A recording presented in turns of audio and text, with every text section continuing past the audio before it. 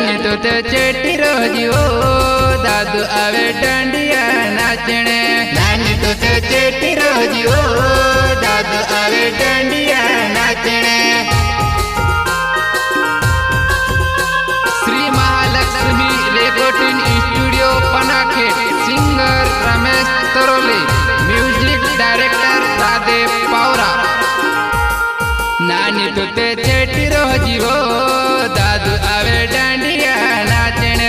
नानी तो ते चेटी रोजियो दादू आवे डांडिया नाचने।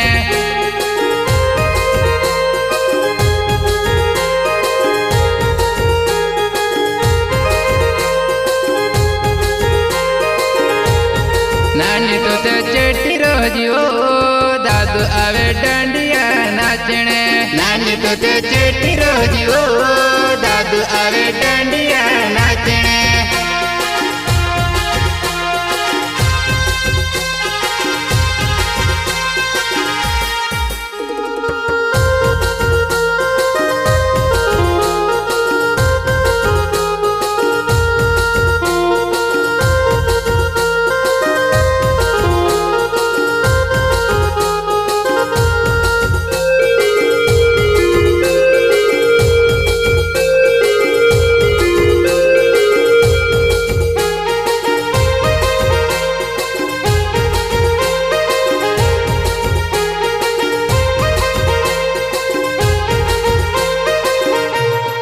उकेड़ा चालने जाए मार बुनी नजर नाकती जाए। उकेड़ा चालने जाए मार बुनी नजर नाकती जाए।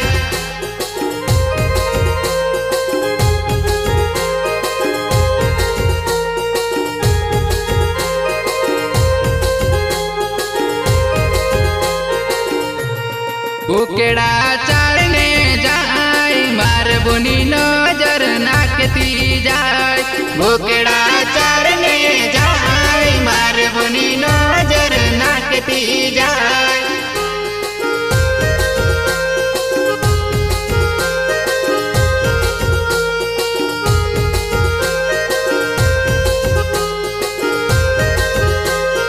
एक बार गुजरात में गाओ, एक बार एमपी में गाओ।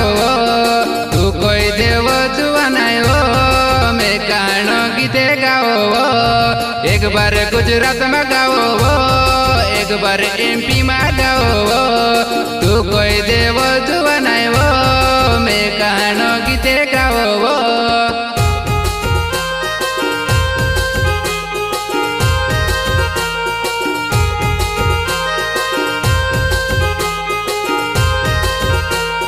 एक बार गुजरात में गाओ, एक बार एमपी में गाओ। तू कोई देव जुआनायो मैं कानो गीते गाओ। एक बार गुजरात में गाओ, एक बार एमपी में गाओ।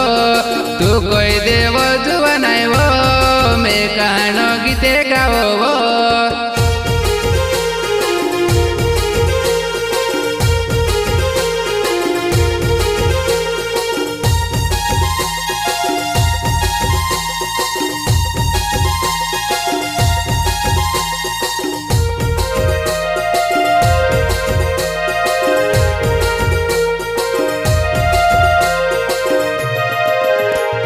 बांडी गागरी रातली पुराय राती राती गरब नाचने आवी वो। बांडी गागरी रातली पुराय राती राती गरब नाचने आवी वो।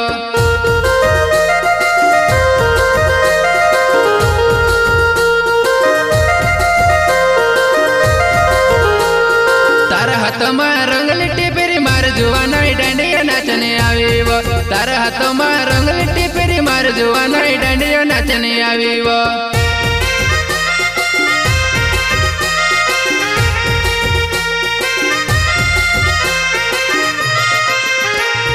तारा हाथों में रंगली टिपरी मार जुआना डांडिया नाचने आवी वो।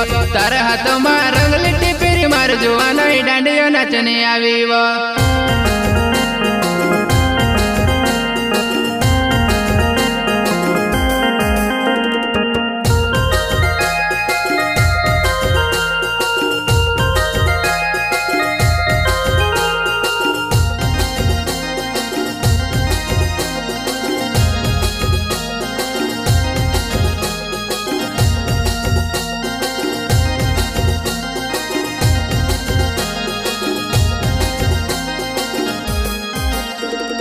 नाचने नाचने में दोस्ती टूटी वो मारी जुआ नहीं हेरती हेरती पीरिया कोरे रे लो नाचने नाचने में दोस्ती टूटी वो मारी जुआ नहीं हेरती हेरती पीरिया कोरे रे लो